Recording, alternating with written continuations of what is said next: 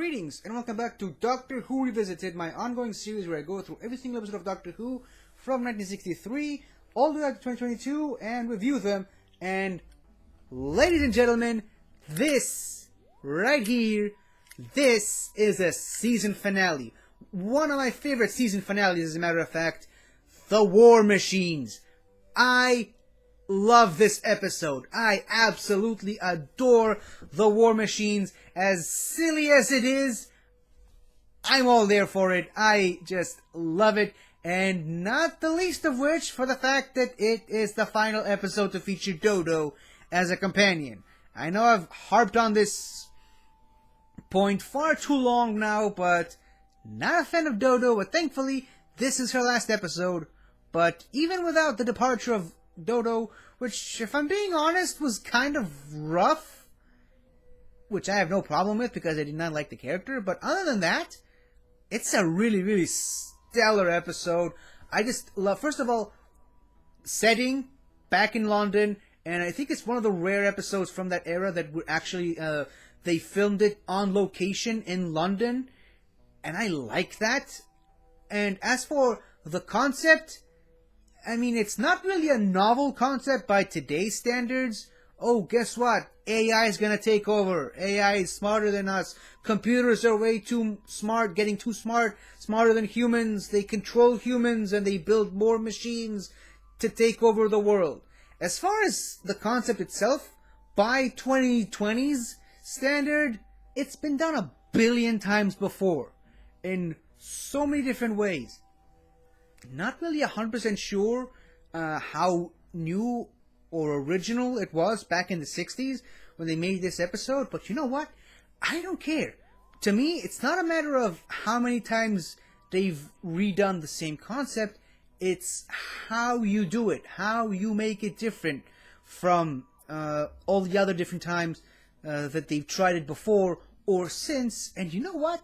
I really, really like this outcome because at the heart of it, at the end of the day, like I said, the concept itself, not that unique, but it's the story of the characters and how the Doctor himself navigates through the story. And we get introduced to two amazing new characters in the form of Ben and Polly, but more on them later. And first of all, let me just get this off my chest. I just love Votan. I just love the voice of Votan and how it's the whisperiness of it, and just like, Doctor is required. Bring him to me. Someone actually sat down and spoke that into a microphone. And then I just love that. As cheesy as it is, I just love it. I don't know what to tell you. I love it. It's funny, and I love it. And I just love that they're calling him Doctor Who the entire episode. And not just Votan, but the other characters are like, have you acquired Doctor Who? No, Doctor Who has eluded me. And they're just calling him Doctor Who, straight up. Like, they're not even calling him the Doctor. They're just calling him Doctor Who. So, you know, the debate of whether or not you should call the character the Doctor or Doctor Who, that's a debate that's never really going to go away, unfortunately, and it's just going to continue to be a part of everyone's lives. But whatever, you know, I just love that again, I just love how funny and cheesy it all is, and I love it. I'm breathing it, I'm taking it all in, I'm inhaling all this cheesiness to fuel my soul, to feed my hunger for good Doctor Who stories. And can I just say, this episode, probably more than most other episodes from this era, really emphasizes one significant point about Doctor Who. Bow ties are cool. So many characters in this episode are just wearing bow ties, and I get that was the fashion back then, but just because of how the Matt Smith era hammered that point home so much, it's like you just can't look at a character in any franchise at all with a bow tie without your mind immediately going to Matt Smith's 11th Doctor. Even though two other doctors were always wearing bow ties on their attire. It's really just the Matt Smith that really popularized the idea of bow ties. And yeah, this episode, everyone is wearing bow ties in this episode. All the men, I should say, in this episode. And yeah, so going back to the story elements, Dodo gets a headache. Because reasons, I guess. Because Votan, or something like that.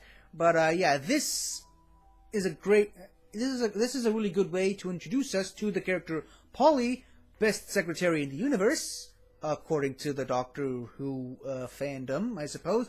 But yeah, this leads us to the Inferno, the nightclub that Dodo and Polly go to, which is where we are introduced to the character of Ben Jackson. The relationship between Ben and Polly just kicks off from that one scene of her talking to him and trying to cheer him up. And that scene just encapsulates their dynamic and their relationship with each other to a T, in a way where there was sort of a will they, won't they type of couple, I should say, for characters in Doctor Who. Like, you can clearly tell that they liked each other. Maybe there was some more romantic feelings between the two that they just could not really express in a 1960s kids show for reasons that I will never understand. But they really did get on each other's nerves a lot of the time. They really did piss each other off. Mostly, though, it was Ben just getting on Polly's nerves because of his 1960s mannerisms, I should say. But the guy definitely has a heart of gold. Even though he definitely has a little hint of chauvinism to him at times, he always will do what's right. And it really is demonstrated when he punches that guy in the face after he tries to head on Polly. A little too aggressively, if I might add. And when he gives some money to that tramp who has nowhere to sleep. And when he goes pretty much out of his way in this one episode to help the Doctor in whatever the Doctor asks him to do, going into that warehouse and trying to save Polly, even though Polly is by that point is already hypnotized and under Votan's influence. And again, the dynamic between these two of him being forced to work and Polly, even though she's under the influence, there's a little bit of humanity in her trying to fight the Votan's control and letting Ben out of the warehouse so he can go and call the Doctor and go get help. And this is another really great thing. This is how you do a proper season finale. It's pretty much become a worldwide crisis at this point. The war machines are kind of a worldwide thing that they have to stop. Otherwise, these war machines will spread out across the globe. And I didn't even have time to talk about the war machines themselves. And again, as goofy as they look, as cheesy as the design is, and all the effects, I love it. I love the way they look. They look really cheesy and very, very 60s, and motor functions are not the best. They can't really quite move. They're definitely not the Daleks. They can't quite move very well, and for some reason they have these hammers that just smash things. But yeah, not really. It's not scary. It's not something that you would look at and be like, oh my goodness, these things are going to take over the world. They're that. It's just. And maybe to some people it was scary back in 1966. Maybe some kids ran behind the sofa and hid in fear and terror from these war machines. I do not, but I don't care because I still love them. I love the way they look, and I love the way that the Doctor defeats them. Again, the Doctor using his brains to outthink his opponent, even when his opponent is the most advanced supercomputer in the world at the time. And speaking of the Doctor, I just love one of the episodes ends with the war machine sort of lumbering its way into the crowd. Everybody runs away, but not the Doctor. The Doctor just stands there in his regular pose, walking defiantly towards the war machine, standing his ground, and being like, I'm not going to run away from you. you need to be afraid of me. Which is such a Doctor thing to do. It's such a great Doctor moment. And it's then revealed in the next episode that the War Machine itself just stopped. And the Doctor was in the right for doing what he was doing. And again, I didn't even get to talk about the military's involvement in this episode. Which I'm wondering if maybe that was the episode that got the BBC into thinking that maybe there should be a more military presence in these Doctor Who stories that are set in contemporary time. I wouldn't say modern time. It was modern for when they filmed it, but I'm just gonna say contemporary times because it's simpler, I guess. But yeah, there's huge military involvement, and again, still no mentions of UNIT, not even a reference, nothing. They weren't even planning in that direction at that point.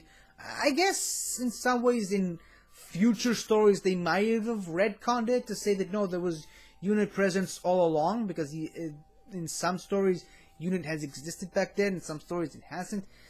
Who knows? Maybe that whole business with Wotan is what convinced people that the powers that be, I should say, that UNIT is a necessary thing that needs to exist in this type of world. Who knows? But I think a lot of the military scenes in this episode, they used actual real soldiers and real militaristic weapons. I think I might have seen that in the credits of one of the episodes. I should probably have looked that up before saying it in this review, but who cares? I said that now, so I wouldn't be surprised if the military really did contribute a lot to making this episode look as good as I think it is.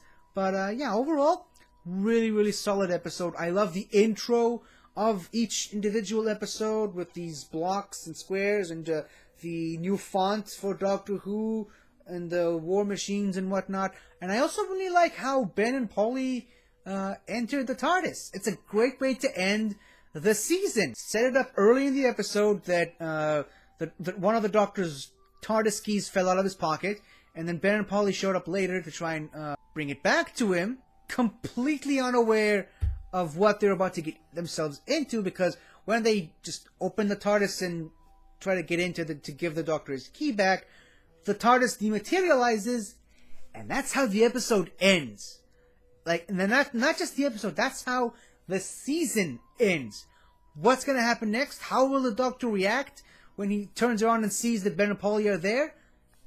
Stay tuned for a couple of more months. You're gonna have to wait a few months to find that out. And again, I suppose we should at least address this. Dodo's departure, like I said, pretty rough. I wonder if there were some behind the scenes things that happened and to make this departure, if you can even call it a companion departure, look the way that it did. But yeah, she just is written out of the story in like episode 2 and just doesn't really turn up again at all. Like completely written out of the show, almost like an afterthought in a way. Cause like she went to get treatment for post-hypnotic stress or whatever, and she just decided to stay with these people that she just met, and about half the time she knew them, she was hypnotized. Again, pretty rough exit for a not, in my opinion, not such a fan-favorite character, but who cares? Like I said earlier with Steven, it gets her out of the TARDIS crew and swaps her in for a great new team of companions with Ben and Polly, which I really like. I love the dynamic between the two. Not quite as much as Ian and Barbara, but they're really solid companions in my opinion, especially when they use both of them right. It's one of the problems of having a large group of companions, a big crew, and what I mean by that is just 3 companions at a time.